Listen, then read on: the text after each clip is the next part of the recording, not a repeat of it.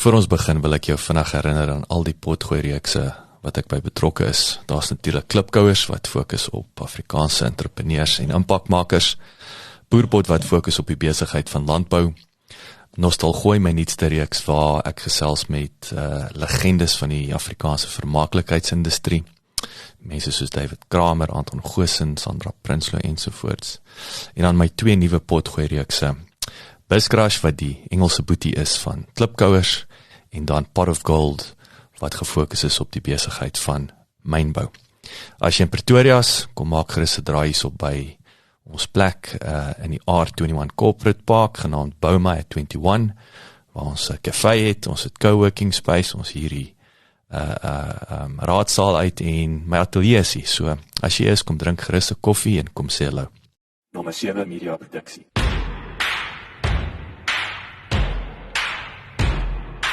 Welkom by die Boerpot potgooi-reeks, waar ons fokus op die besigheid van landbou. Moenie vergeet om na ons ander potgooi-reeks genaamd Klipkouers te luister, waar ons fokus op Afrikaanse SME's en hulle suksesverhale reg oor die wêreld. Die vervoerdifferensiaal is 'n tamaletjie waarmee SA Landbou reeds vir die afgelope 25 jaar mee worstel. Kobus van der Merwe, die stigter van Skudu, is 'n man met bykans 30 jaar se ondervinding in kommoditeitehandel, voorsieningsketting en besigheidsbestuur, en hy werp meer lig op hierdie kontroversiële onderwerp. Volgens Kobus bied die vervoerdifferensiaal in 'n sekere sin 'n stabiliteitsfaktor vir die mark. Voorts speel tegnologie 'n al hoe belangrike rol om bemarkingsvraagstukke vir die boer op te los. So Skudu se revolusionêre match toepassing, wat 'n direkte skakel skep tussen die boere en kopers van hulle gewasse. Lekker leer en lekker luister.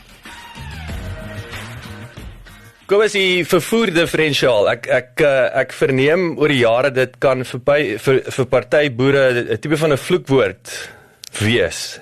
Was nommer 1, ons gaan 'n bietjie uitbrei oor hoekom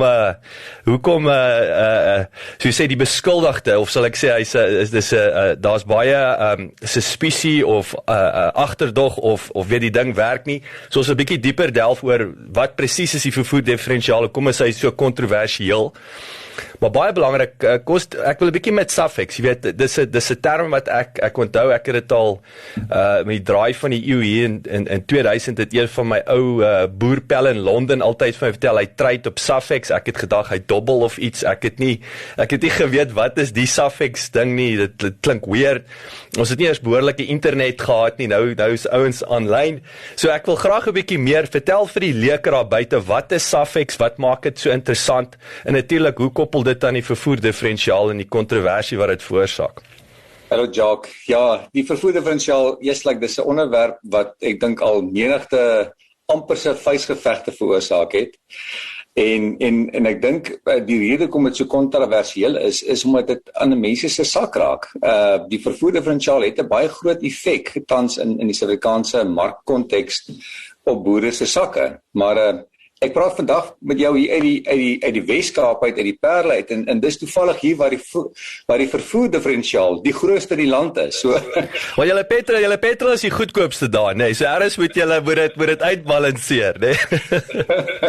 So ons praat byvoorbeeld van 'n vervoerdifferensiaal van koring van R600 per ton maar ek gaan probeer om 'n bietjie meer konteks te gee oor dit en hoekom ek voel dat die vervoerdifferensiaal dalk onnodig in die beskuldigde bank staan vir die emosie wat hy wek, en ek gaan ook met jou gesels oor suffix en die rol wat suffix spesifiek in die markplek het, en dan meer belangrik is dat waar staan ons vandag en hoe kan tegnologie hierdie probleme wat ons tans in die mark ervaar, hoe kan ons dit oplos?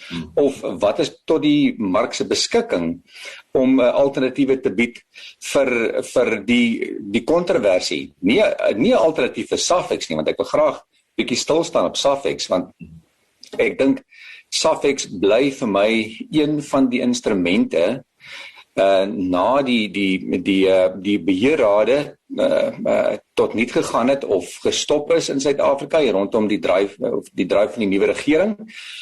Hier in 1994 en 1995 het ons die eerste trade op suffix gedoen. So ek dink as 'n Suid-Afrikaner en as 'n persoon wat in die landbou betrokke is ek trots op die instrument. Safex kom 'n lang pad en Safex is 'n hoogs gesofistikeerde eerste wêreld instrument om jou prysrisiko mee te bestuur. Wie dit begin, Kobus? Wie die individue is ek onseker, maar Safex was eers onafhanklik van die JSE gewees en van die landboubesighede, onder andere die landboubesigheid vir wie ek op daai stadium gewerk het, naamlik SOK, het ook 'n setel gehad op Safex. So die setelhouers was maar in 'n sekere sin die eienaars ook van Safex. Maar ek weet Rod Blondin wat nou al lank al nie meer by Safex is nie. Hy is die party wat die eerste bestuurder of noem dit dan bestuurende direkteur was van Safex en ek dink Rod het ongelooflik baie gedoen om Safex te bevorder, roadshows te gehou het onder boerevereniging vergaderings ensovoorts wat hy die rol van Safex gepredik het en vertel het van en hoe dit gewerk het. En op daai stadium was dit enigstens net so 'n vreemde begrip vir landbou en deelnemers soos wat van die nuwe tegnologie dalk vir mense kan wees. En wat ek ook baie beslis geleer het, is hoe vinnig of relatief vinnig mense by nuwe omstandighede kan aanpas.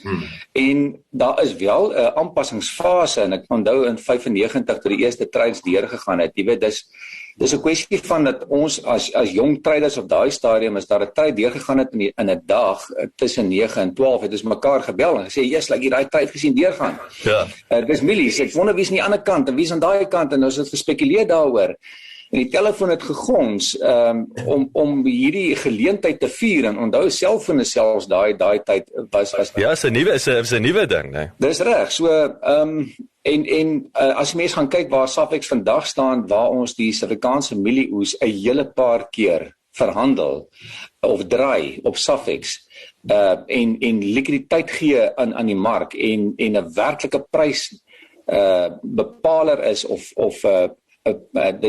ons Safex help ons om te bepaal wat die werklike prys moet wees op 'n spesifieke punt. Dan dink ek kan ons as Suid-Afrikaners baie trots wees op die instrument.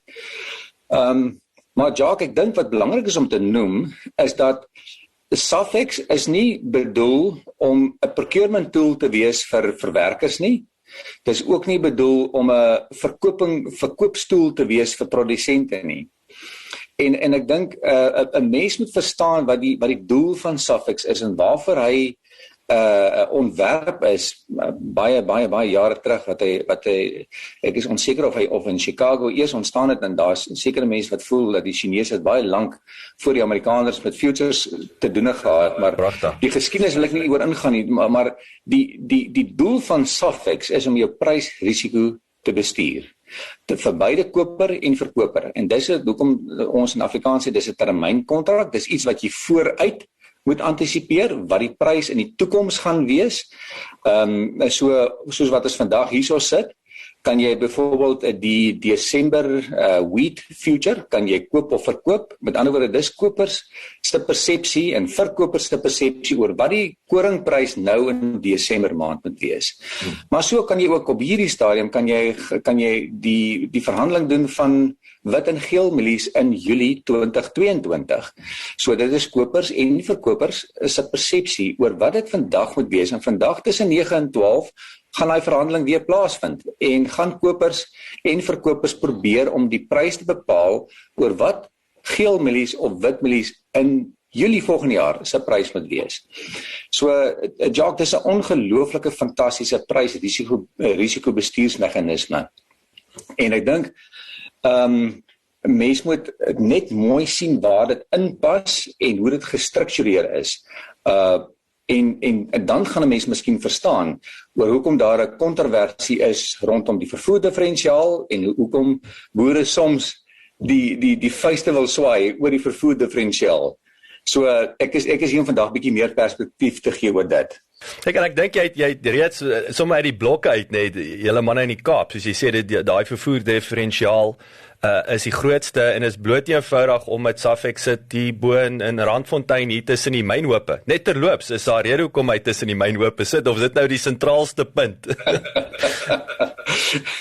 Die presiese geskiedenis ken ek nie hoekom Randfontein spesifiek gekies is nie, maar dit is so dat Gauteng is van die grootste verbruik in Suid-Afrika, so dit mag wees dat dit 'n rol gespeel het in die keuse daarvan.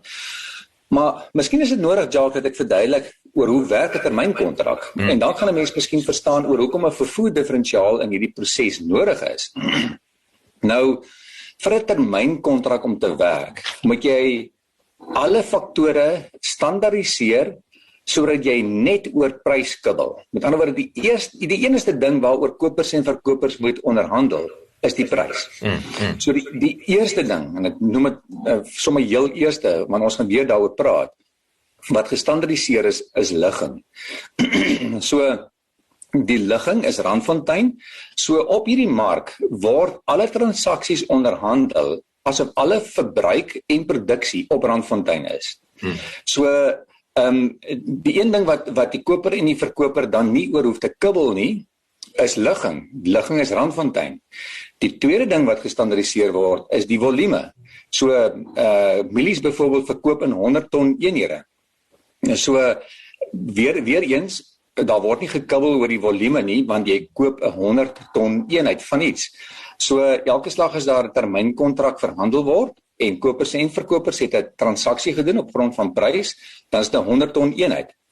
Dan ander dinge word ook gestandaardiseer, die kwaliteit en die riglynpryse waarvolgens Millies verhandel is IM1 vir geel Millies en WM1 vir wit Millies. Maar baie belangrik dan is daar 'n termyn wat ook gestandaardiseer word. Die termyn waaraan hierdie produk beskikbaar gaan wees. So jy het jou 5 hoofkontrakte op Safex, naamlik jy het jou Maart-maand kontrak, jou Mei-maand kontrak, jou Julie, September en Desember termynkontrak. En dis hoofsaaklik in daai hooftermynkontrakmaande waarin meeste van die verhandeling plaasvind. Dan is daar sekere maande wat natuurlik meer gepas is vir sekere gewasse om meer deelnemers te lok. Byvoorbeeld, Julie maand sal altyd baie gewild wees vir die somersaai gewasse, soos mielies en sorge miskien. Dan Desember is byvoorbeeld by uitstek 'n maand wat weer baie gewild is as 'n termynkontrak vir koring. So alles word gestandaardiseer en die enigste ding wat dan gebeur is die onderhandeling van prys. Nou Jacques, wat die stelsel so fantasties maak, is dat die definisie van 'n volmaakte mark is jy moet soveel deelnemers hê aan die verkoopkant en aan die koopkant. Die twee partye moet eweveel mag hê en hoe meer deelnemers daar is, hoe nader kom jy aan 'n volmaakte prys. En ek dink dis die naaste wat ons kan kom in Suid-Afrika in 'n mark waar klomp verskillende fasette 'n rol speel om in die regte prys te kom. En die probleem is net egter dat daai regte prys kom tot stand op Randfontein. En dit is die begin van die groot dilemma in Suid-Afrika. Wat is die res van die pryse? So die lekker ding van Safex, ek wil sê die basics is gedek, maar jy praat nou vir 100 ton, nou het ek 90 ton of 150 ton. En soos jy sê, ek bly baie ver van daai spesifieke Safex silo af. Nou weet so nou raak dit weer hoe die ou wat naby bly hier in Randfontein, ek wil sê is luck of the draw, lekker. Die Vrystaat manne, Gauteng manne, almal is bly, Noord-Kaap ou minder bly. Jy weet, so en dit is waar die geleentheid natuurlik geskep is vir iets beters. Ja.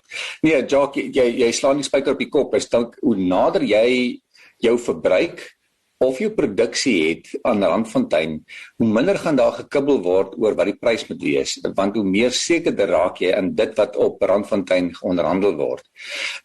Jou opmerking rondom volume is, die stelsel kan nie werk as ons nie in 'n rigiede, gestruktureerde, spesifieke volume kan verhandel nie. So dit is 100 ton en dis dit. Maar ek bring jou terug na wat ek heel eers gesê het. Hierdie is nie 'n verkoopstoel vir boere nie. Dis ook nie 'n procurement tool of 'n aankoopstoel vir kopers nie.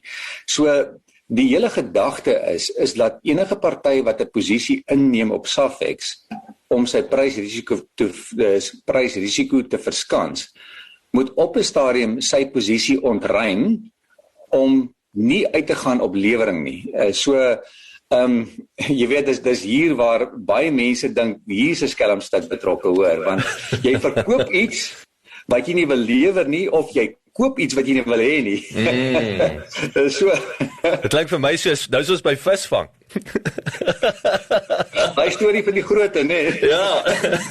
Groote wat weggekom het, maar kom ek sê vir jou, Jacques, en ek dink dis hierso waar baie mense miskien vir Safex onnodig in die beskuldigde bank sit. Dis 'n fantastiese instrument om die prys mee te bepaal vir Randfontein. Dis 'n fantastiese instrument om jou prysrisiko mee te bestuur. Dis nie 'n goeie instrument om die regte prys in jou spesifieke omgewing mee te bepaal nie. Want daar is so 'n klomp faktore wat 'n rol in jou eie produksiearea speel of jou eie gebruikarea speel as jy 'n melenaar is, dat Safex onmoontlik daai unieke faktore in ag kan neem wat 'n rol speel in jou onmiddellike omgewing. En dit is waar die probleem van die vervoerdifferensiaal eintlik werklik na vore kom, omdat om die stelsel te laat werk, moes daar een of ander manier ingemeng word in die prys-tot-standkoming in die areas weg van Randfontein.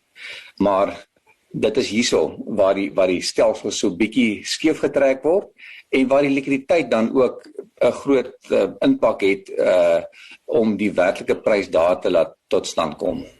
En ek dink dit is die geleentheid, nee, is die sigbaarheid, of jy sê die likwiditeit. Wat jy nou verwys, nee, op want dit, en daar is nie, of kom ek vra, so is daar 'n meganisme wat dit kan bepaal op hierdie stadium? Of wat 'n bietjie beter is, en ons sal nou dieper delf met Screwmatch natuurlik, maar is daar wat is die alternatief op hierdie stadium? Jacques, dis 'n baie goeie vraag, want kyk wat Safex op hierdie stadium gedoen het om in die geval waar 'n verkoopskontrak op Safex wel tot lewering toe oorgaan, is dit mos nou onprakties om daai graan te vervoer tot by Randfontein. So in werklikheid, wat moet gebeur as 'n boer met 'n kort kontrak of 'n kontrak wat hy verkoop het op Safex sit en dit kom verby daai datum wat hy sê hy moet lewer. Die praktiese effek daarvan is hy met sy oes op die lorry laai en hy moet om Randfontein toe ry.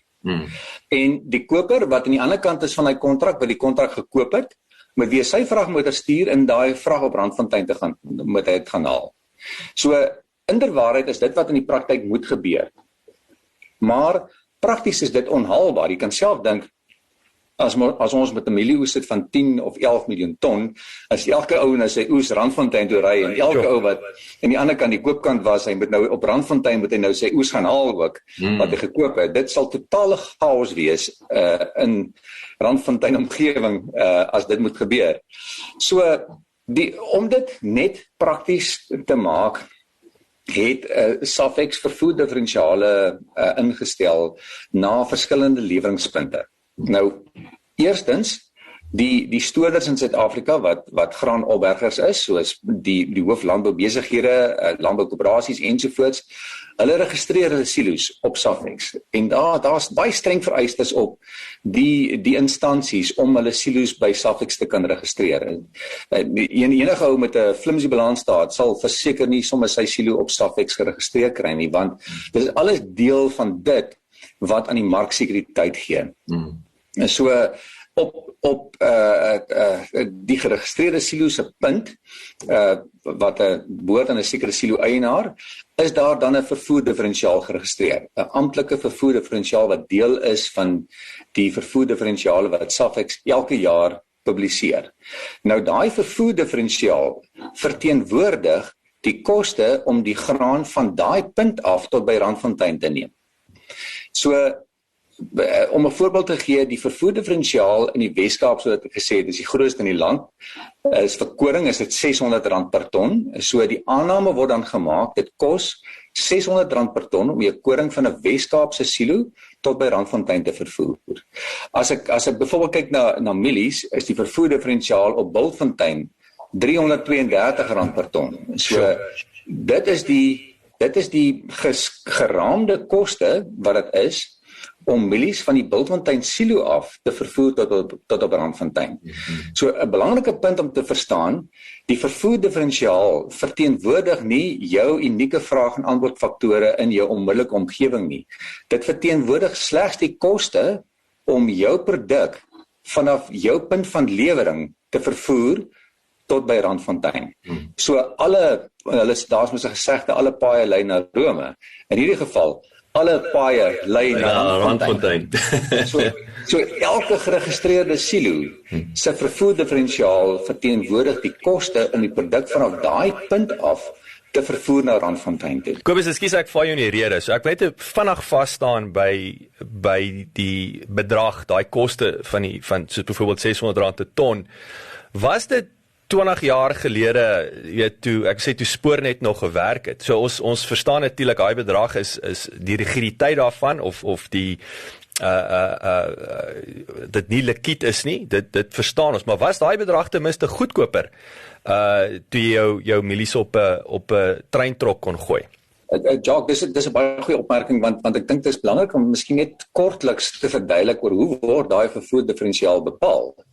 Nou, ek kan julle verseker dat elke jaar is 'n hoogs wetenskaplike proses wat Safex volg om daai vervoer diferensiaal te bepaal. En ek dink Safex doen moeite om te gaan bepaal wat is die gemiddelde spoortarief van daai spesifieke punt af ook, en dan natuurlik die padvervoertariewe wat ter sprake is. En sekere silo's het die vermoë om groot volumes per spoor te vervoer en is gewild om van Spoornet of Transnet Freight Rail gebruik te maak.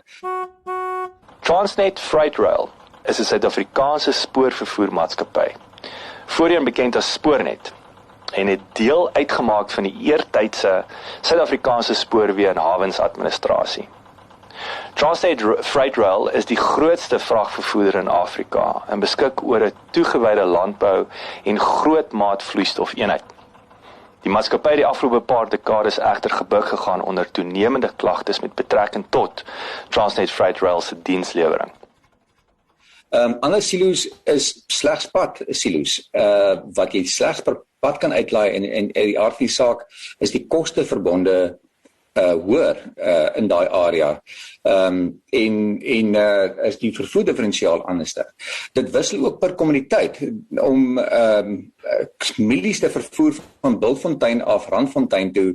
Dit gesê is die vervoer diferensiaal R132 per ton, maar as jy gaan kyk na sonneblomme byvoorbeeld, is die vervoer diferensiaal R381 per ton, so heel wat duurder as die van mielies, omdat dit duurder is per ton om sonneblomme te vervoer. Nou, jare terug toe ek met my eerste besigheid Grainco begin het in die Weskaap, was die vervoer diferensiaal tussen die Weskaap en Randfontein R180 per ton gewees. Ja. So dit was in 2000 want ek onthou daai tarief baie goed want dis die beginpunt van my besigheid gewees en so R180 versus R600 per ton vir jaar of waar dit tans is 'n groot verskil. En die rede hoekom dit verander het is dat vervoerkoste is duurder, brandstof is baie duurder, jou aankoopkoste van 'n vragmotor is baie duurder, die kapitaalkoste is duurder, so jou rand per ton vervoer is soveel duurder op hierdie stadium. So om op te som, Safex vorm 'n proses wat hy elke jaar die mediaan-prys probeer vind van elke silo, van wat dit kos om daai produk na Randfontein te voer. En weer eens, die oomblik as jy rigiditeit in 'n stelsel inbring, dan trek jy die unieke vraag en aanbod faktore in 'n sekere area skeef. Want die vervoer diferensiaal van Safex bly vir 'n jaar lank dieselfde. As mense gaan kyk dat ons is nou al amper by 9:00.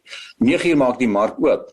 En tussen 9:00 wat die mark begin trei tot 12:00, elke oomblik wissel die mark se persepsie oor wat die prys moet wees en die prys kan R100 op of R100 af vandag verhandel en soos wat mense se persepsie verander deur net tussen 9 en 12 vandag oor wat die prys moet wees.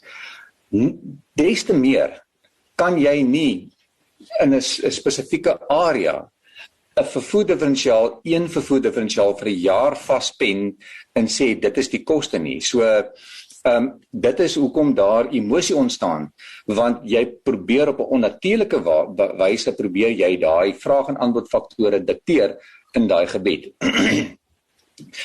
Maar wat belangrik is om te beklemtoon, Jacques, is dat die vervoerdifferensiaal wat Safex daar sit, is in uiterste gevalle wanneer graanopleweringuitgaan om dit te kan akkommodeer. So in 'n sekere sin is dit vir my, in my opinie, 'n geweldige stabiliteitsfaktor vir die mark, want my opinie is die vervoerdifferensiaal verteenwoordig eintlik 'n minimumprys vir boere.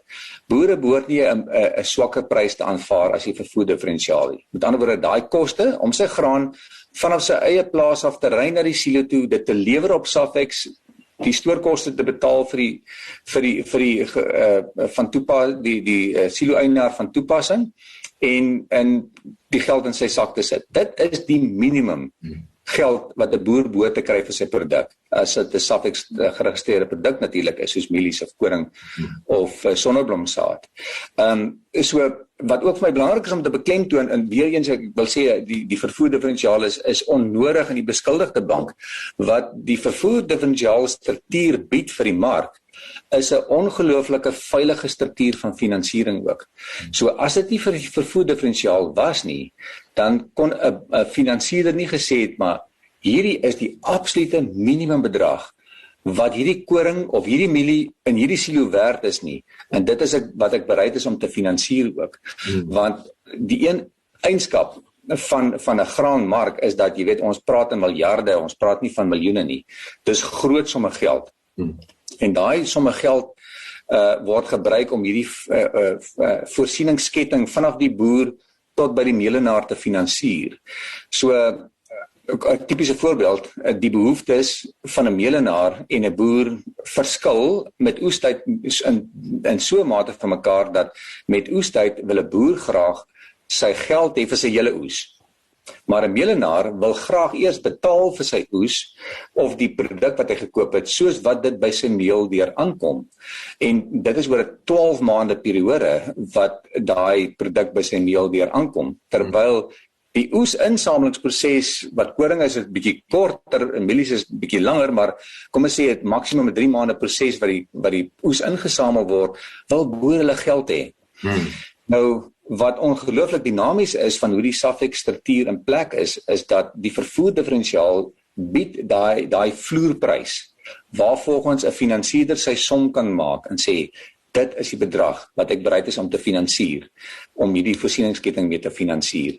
En wat 'n mens moet onthou, as dit nie bestaan nie, as daai vervoerdifferensiaal nie bestaan nie, beteken dit daar's nie 'n vloerprys nie. Dit beteken dat die bank moet konservatief te werk gaan oor wat die eintlike waarde van die produk binne in die silo is, en dan heel waarskynlik gaan die prys wat hy bereid is om teen te finansier baie laer wees. So die geleentheid, die vloerprys in hierdie geval is nie 'n slegte ding nie. So ek sê is beter om, ek wil sê dis 'n flits in die donker. Maar anders as jy niks gesien het nie. Maar jy het 'n baie skerp spotlight gebou. As dit 'n goeie opsomming is. Ja, ek hou van daai spotlight, hoor, want ons in die spotlight sit op baie plekke in Suid-Afrika. So ons praat oor die spotlight. Kom ons praat oor die spotlight, en ek praat so graag oor die spotlight. Jy weet, Jacques, dat die probleem van die verskillende areas waarin ons produksie het en die vervoerdifferensiaal is dat niemand weet eintlik oor wat die prys moet wees in 'n sekere gebied nie. So daar's twee dinge wat daar tekort aan is. Daar's tekort aan sigbaarheid en daar's 'n tekort aan likwiditeit. So Jacques, die probleem is likwiditeit op 'n spesifieke punt. En wat 'n mens moet onthou, soos Randfontein 'n verhandelingspunt is en vraag en aanbod faktore daar bymekaar kom, so het elke streek wat graan geproduseer word en elke streek wat graan verbruik word, het sy unieke vraag en aanbod faktore. 'n Boer wat in Bultfontein boer, is 'n gewillige verkoper van mielies in Bultfontein. Maar daar's ook 'n boer wat mielies produseer in Ogies. En die twee partye se ligging verskil en die partye wat in hulle produk belangstel verskil dramaties. En daai twee partye die faktore wat die prys dat tot stand kom verskil van mekaar. En dis alles te doen met die vraag na daai produk in daai spesifieke area en die aanbod van daai produk in daai spesifieke area. So elke streek het eintlik sy eie unieke SAFEX proses wat hy moet volg. So elke streek het eintlik 'n mark wat moet tot stand kom waar kopers en verkopers moet meeding oor daai prys. En so wat ek in die begin gesê het is dat 'n volmaakte mark is waar die inligting vir almal dieselfde is. Daar's eweveel kopers en verkopers, maar daar op daai punt moet 'n mens daai proses wat op SAFEX plaasvind eintlik kan vervang met dieselfde min of meer proses. Nou, jy kan potensieel 'n veiling hou op Bultfontein. En ek dink daar's heelwat tegnologie wat deesdae tot stand kom om 'n veiling te hou op 'n elektroniese platform wat absoluut 'n beweging in die regte rigting is. Want jy kry 'n klein SAFEX op Bultfontein. Maar die probleem is dat daar's multiple plekke in Suid-Afrika wat elke dag 'n veiling gehou moet word om die prys van produkte bepaal.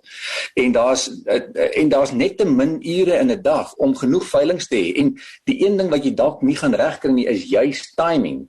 So die dag van dit Bultfontein se tyd vir 'n veiling is die boer wat daar spesifiek is dalk nie gereed om sy produk te koop nie. Of daar's 'n belangrike koper wat daai dag nie honger is vir produk in Bultfontein nie, dalk later.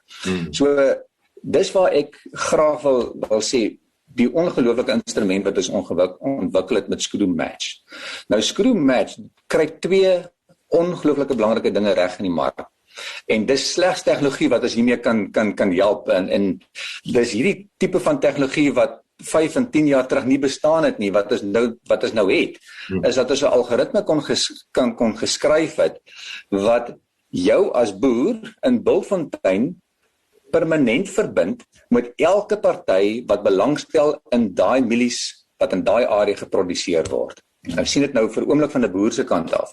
Dieselfde met die boer in Ogies wat ek genoem het of die soeiboontjie boer in Standerton, is dat as jy 'n Skudu skeld vestig, dan verbind ons algoritme jou met elke koper wat weer aan die ander kant sit en sê ek stel belang in soeiboontjies in Standerton of ek stel belang in geelmielies in Bultfontein.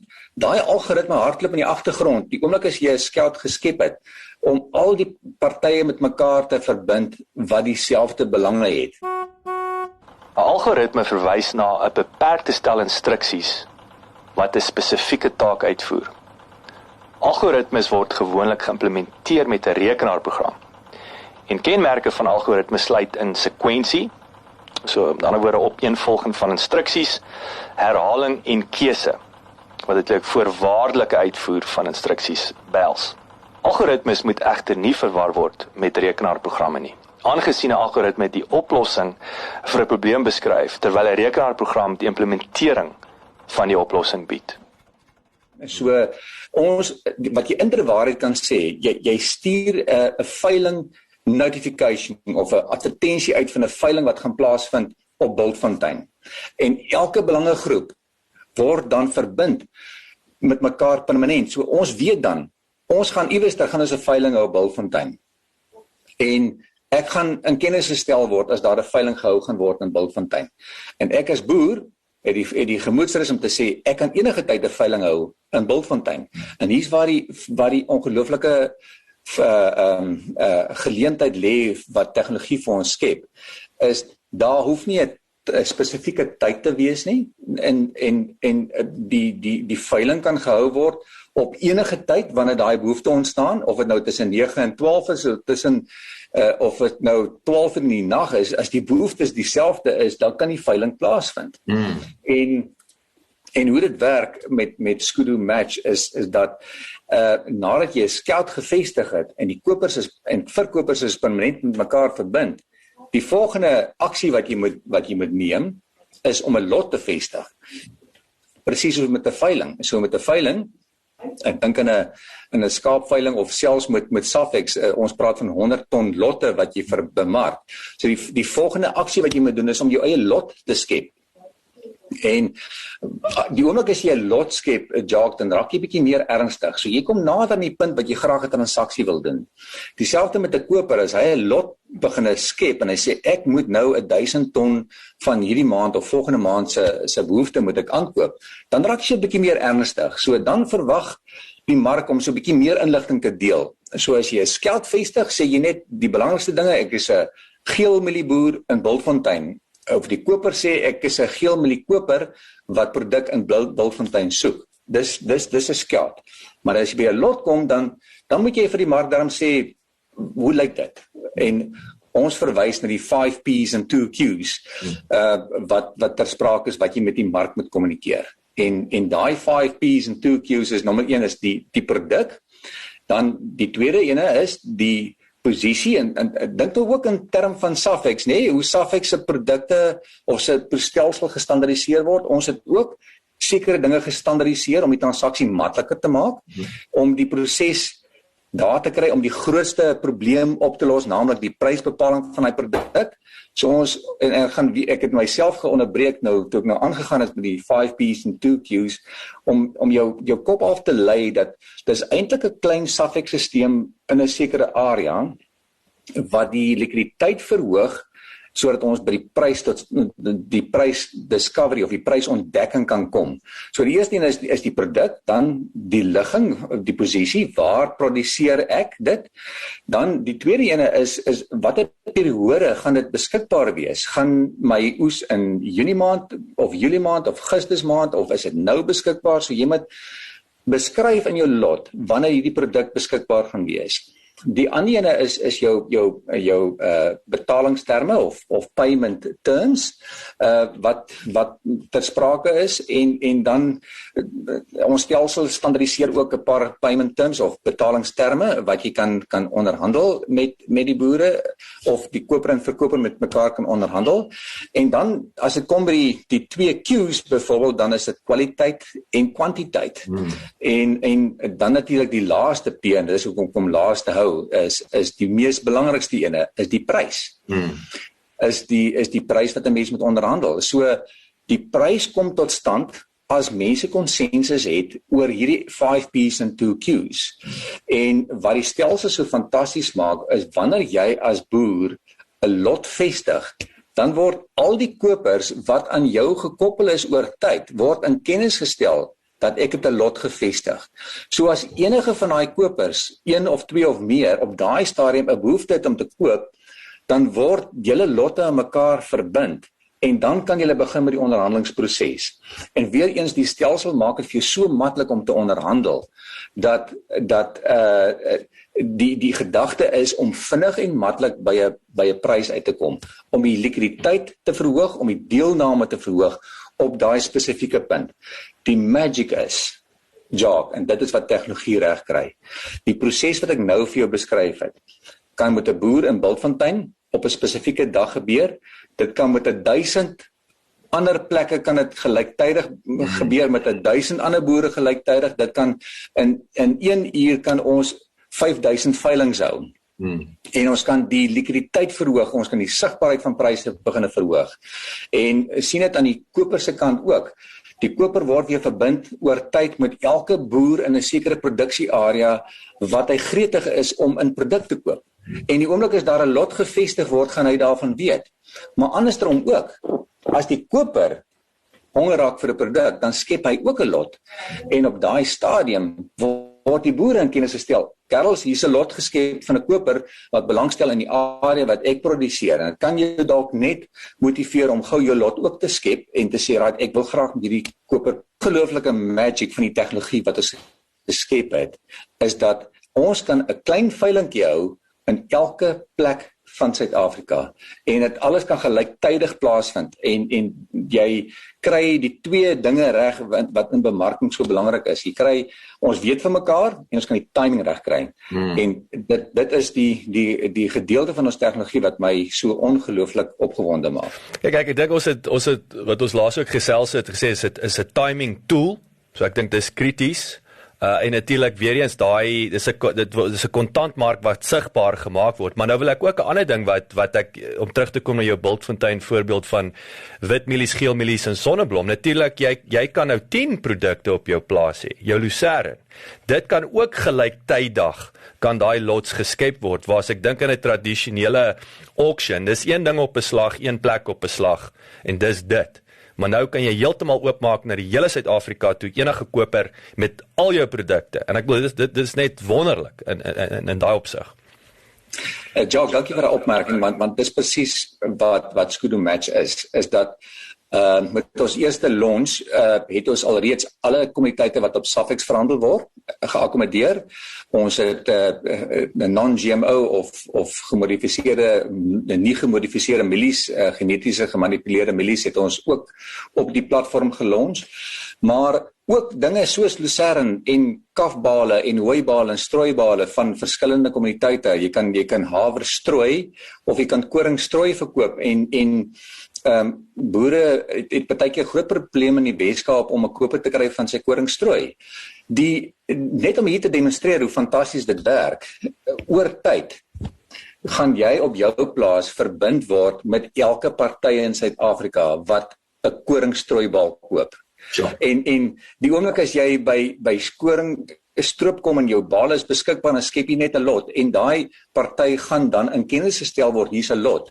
So nooit weer hoef jy te gaan soek na 'n koper nie. Jy word verbind met daai koper permanent. En die magic is die koper dieselfde veiligheid aan sy kant en sê oor tyd gaan ek permanent verbind word met elke produsent wat 'n koringstrooibal verkoop in Suid-Afrika. Maar die produkreeks raak dinamies by ons. Ons gaan nou met ons tweede weergawe gaan ons ook kategorieë begin skep op ons platform. So jy sal kan kies om in grane te verhandel, om die platform 'n skelt en 'n lot te kan vestig of in peulgewasse of in vrugte en koring met verloop van tyd. So daar's niks wat ons op hierdie stadium nie in ons horison sien wat produsente produseer nie. Of dit nou graangewasse of peulgewasse of groente en vrugte is, alles is in ons versuur. So ek wil nou ons na die pylvak, so ek wil nog 2 vrae vinnig vir jou vra Kobus. So nommer 1, jy weet ons Afrikaners is spesiaal. Hang on, hierdie manne gaan my bankdetails steel. Jy weet, dis in Nigeria se Ponzi scheme. Skudu sit in 'n garage in Hielbrow. So haak 'n bietjie vas, brei 'n bietjie uit oor daai sigbaarheid, daai lot, jy weet ek wil sê kom ons praat konfidensialiteit, kom ons praat sekuriteit, nê, in terme van aanlyn sekuriteit, so as jy 'n bietjie daar kan uitbrei.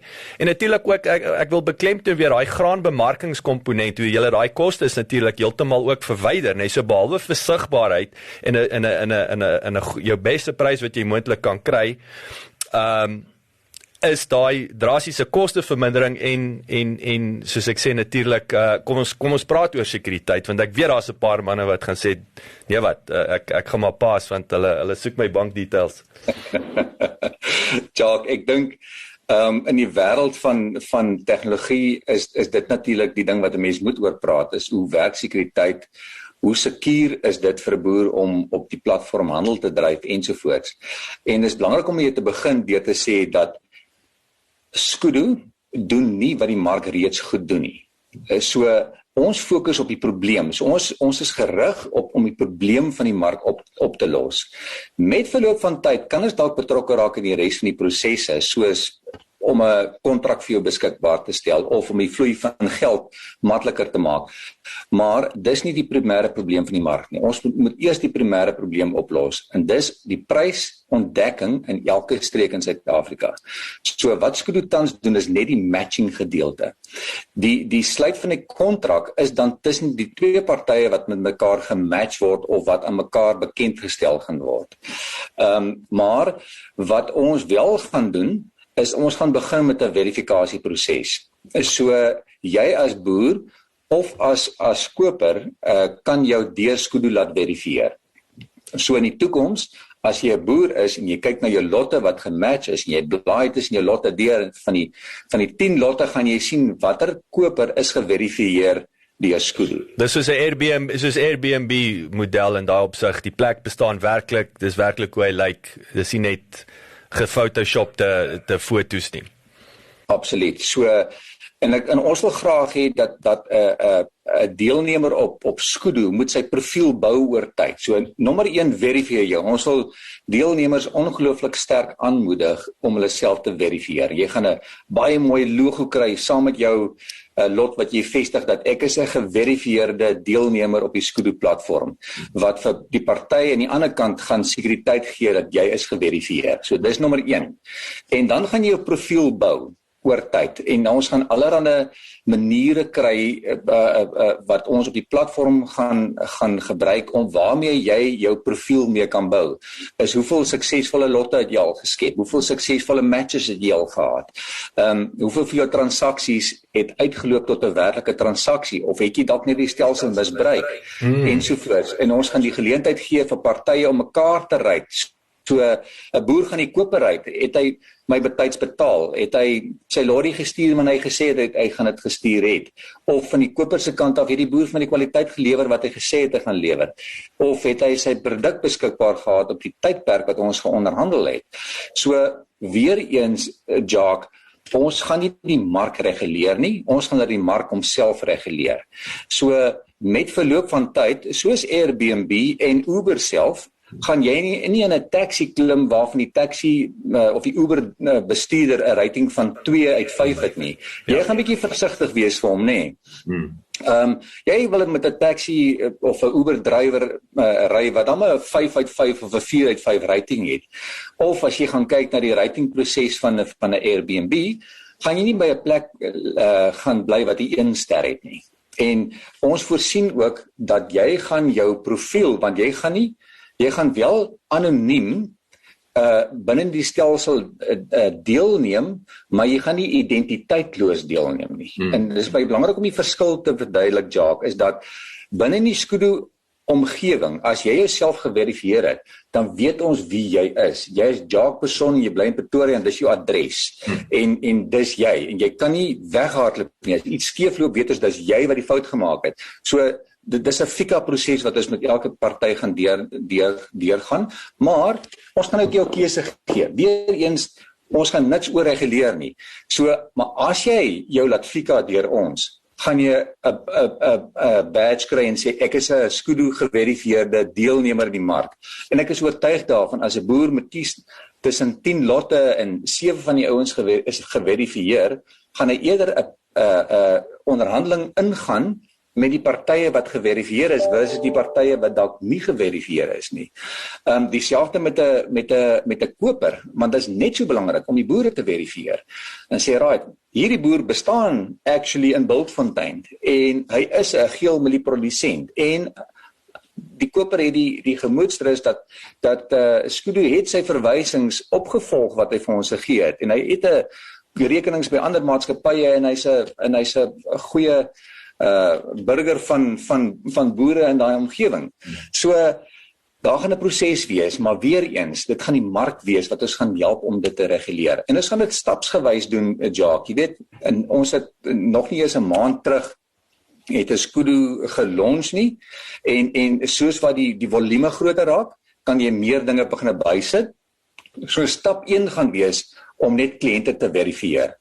Stap 2 gaan wees om jou profiel te begin verbeter deur te sê ek het al soveel lotte of X lotte suksesvol gedoen op Skudu. Stap 3 gaan wees om te sê, right boer, jy het die geleentheid om hierdie 5 kriteria of 6 kriteria te evalueer van die ou wat wie jy gematch was. En dieselfde met die koper, het om hom die geleentheid te gee, om die boer weer te evalueer. So, met verloop van tyd, gaan die ernstige deelnemers gaan die stelsel oorheers, want die nie ernstige deelnemers gaan net eenvoudig net nie gebruik word deur die stelsel nie. So, as jy 'n swak rating het, gaan jy 'n probleem hê, want jy gaan sukkel om gematch te word in die proses. En ek dink dieselfde soos wat jy op Airbnb ten alle koste jou beeld wil oppas, of jy nou 'n gebruiker is van 'n Airbnb of jy jou woonstel in die agterplaas beskikbaar stel, mense pas dit op. As enige plek waar ek nog by Airbnb was, maak nie saak of dit oor see was in Suid-Afrika, het ek 'n punt daarvan gemaak om daarom vriendelik met die gasheer te kommunikeer en daarom te wys ek is 'n ordentlike mens in sy plek. Ek het na die tyd seker gemaak dat my kinders het nie iets gemors wat nog daar agter is nie, en ek anderster as miskien onder normale omstandighede in 'n hotel, het jy al jou vuilgoed in die vuilgoedmandjie gegooi, seker gemaak die badkamer is skoon, want die gasheer gaan my ry. En terselfdertyd het hy sy beste voet op voorgesit deur te sê dat hy wil vir my 'n goeie ervaring gee. So Jacques, presies dieselfde gaan ons doen met Skudu. Maar ons moet eers bietjie volume inkry, ons moet eers bietjie daai likwiditeit aanwakker. So op hierdie stadium, jy kan jouself laat ry en verifieer deur Skudu. Jy gaan onmiddellik al klaar, gaan jou profiel in die markplek verhoog deur net dit te doen, of jy kan dit nog kies om dit nie te doen nie. En ek dink met verloop van tyd gaan die aantal deelnemers wat geverifieer is deur Skudu, gaan die wat nie geverifieer is nie oorheers, omdat daar net soveel meer voordele in is om geverifieer te word. So kom ek het 'n goeie opsomming van hierdie gesprek in Skudu Match. Skudu vir sigbaarheid, om die kaf van die koring te skei, en Randfontein vir rigiditeit. Ek hou van die opmerking, ja.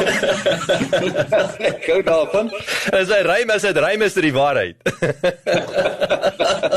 Maar wat ons in die waarheid wil doen, so wat jy reg sê, ons wil in elke plek waar 'n produksie plaasvind van enige kommuniteit, wil ons dit sigbaar maak. Ons wil likwiditeit bring na daai punt toe. Ons wil 'n prys tot stand bring daarso, wat 'n meer regverdige prys is, of die regte prys is tussen koper en verkoper. Kobus, verskriklik dankie vir jou tyd. Dit is ongelooflik insiggewend, dis baie opwindend, en ek sê dit nie net nie, dit is vir my verskriklik opwindend dat ons praat, en ons hoef nie 'n groter en 'n beter voorbeelde as Airbnb en Uber te gebruik nie, en dit is wat julle ouens nou doodnoodig net na landbou te bring in Suid-Afrika, en dit is ongelooflik opwindend. Baie dankie, Jacques. Ek wil miskien afsluit deur te sê is dat ons wil vreeslik graag die volume in ons stelsel meer kry, en vir daai rede, of een van die redes, bied ons hierdie tegnologie gratis aan. So beide koper en verkoper betaal nie vir ons iets as 'n transaksie suksesvol geonderhandel word deur die platform nie. En ek dink ons droom is dat ons die deelnemers so vinnig as moontlik aktief kan kry op die stelsel, en wat ek wel kan sê is die afgelope week van dit is gelunch het dit dramaties verbeter op die stelsel, en is boere besig om scouts te vestig en lotte te vestig, en is daar so wat ons nou sit, onderhandelinge aan die gang, en dis wat my opgewonde maak. So ek is seker daarvan, ek en jy gaan oor hierdie onderwerp nog verder gesels. Kyk, ek wil laaste ding sê, Kobus, dan sit nog beter, is beterder, as daar so Afrikaanse woord is, as Airbnb en Uber, want hulle is nie verniet nie, so julle is een treetjie voor. Nee, baie dankie, dit is lekker om jou te kuier, lekker om jou te gesels, ja. Dankie, sal hierso, Kobus, lekker dag verder. Baie dankie dat jy geluister het. As jy gehou het van die episode, onthou asseblief om te deel met jou vriende en familie, en baie belangrik, teken sommer in dat jy op hoogte kan bly van al die nuwe episodes. Besoek gerus ons Facebookblad @boerpot.